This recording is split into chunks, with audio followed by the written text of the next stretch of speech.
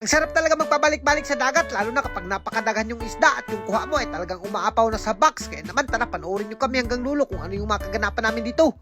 Wow!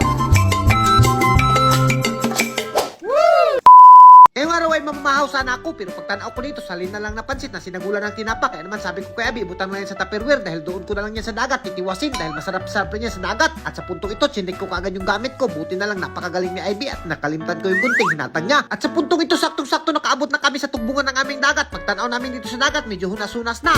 At saktong-sakto nakitaan ko yung pambot ng kulamar dito na mumukot siya. At kung nakikita nyo yan guys, talagang napakadagan na nang dumugok sa pamumukot ng kulamar. Medyo ulahin na talaga kami dito, pero hindi kami susuko. At ayun na nga guys, napakadagan na talaga nang dumugok dito sa pamukot ng kulamar. At buti na lang talaga napakabuutan ng kulamar, hinatagan niya kami ng kilawon. At dito nandaginot muna kami ng mga kilawon na mga bangkaon guys. Medyo daghan-daghan pa rin yung mga nabugok dito. At yung isda kasi kapag nabugok yan ng pukot, para mabubuang yan. Katulad dito guys, napakadaghan na talaga ng makuha nila. At kailangan lang natin yung kuot-kuotin dito sa mga buho para makuha natin. At napakasarap rin yung mga isda na yan paksiwin guys, kung alam nyo lang. At napakaganda lang talaga dito sa dagat guys, kapag magbalik-balik ka dito sa dagat, kapag yung mga ganitong mga isda, mga presko pa, ay naku talagang hindi ka magmamahay. At ito na nga lahat ng kuha ng kulamar guys, dito na lang ako nanguha dahil talagang sabi niya magkuha na lang ako ng kilawon ko dito.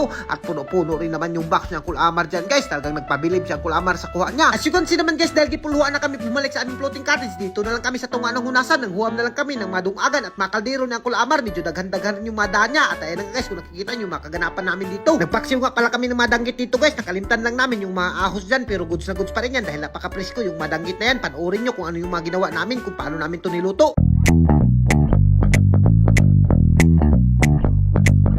Ito talaga yung mga pinanghinambog namin mga kinilaw dito guys. Ito talaga yung isa sa pinakapambato namin, ang danggit. Parisan mo na yan, tuba na suka dyan. At asinan, bitsinan mo, goods na yan. At alam nyo ba yung lasa ng danggit guys ay napakasarap talaga at medyo manamis-tamis pa. At paborito rin to ni Ivy kapag kinilaw. Kaya naman ako na lang yung magtupos sa kanya dito. At talaga guys, ninilawan ko, goods na yan. At dito saktong-sakto naluto na nga rin yung pinaksiw natin dito. Napakasarap pa naman kumain kapag dito sa tunga ng hunasan guys. Isa talaga to sa pinakapaborito ko. At nagpapasalamat talaga ko ang kulamar dahil napakadagan yung kuha niya at nagpabilib siya sa amin. At ayun guys, kung nakikita nyo guys, hinaon na kaagad namin yung pinaksiw dito at sisimulan na kaagad namin yung pagbungkag ng mga bahaw dito. At kung nakikita nyo naman guys, napakasimple lang yan, pangpobre lang yung pagkain namin dyan. Talagang hindi talaga yan pagmayaman, pero alam nyo ba guys, yan ang mga pagkain na yan yung pinakamasarap sa buong mundo. Kapag bahaw lang yung pinaris mo dyan, ay goods na goods pa rin yan at hindi ka pa rin magmamahay at porsyon maglalaway at magugusla na naman yung mga marites na manunood dito sa atin guys. Ang nakadiprensya lang talaga dito sa pagkain ng mga pinubre guys, maghapa ka lang dito sa buhangin at bawal talaga to sumaarte at magkakatulan ng mga lubot dyan guys dahil medyo katul-katul yung buhangin dito sa dagat namin. Pero ang kagandahan rin naman dito sa dagat guys, kapag dinala mo yung mga pagkain mo, kahit anong mga pagkain, yung hindi mo nagiganahan sa bahay, kapag dinala mo dito sa dagat, ay naku, matitingala ka na lang biglang sa sarap. Katulad nitong mga kinakain namin guys, kapag dinala mo dito sa bahay, parang hindi ka naganahan. Pero kapag dinala mo dito sa dagat at dito mo kinain,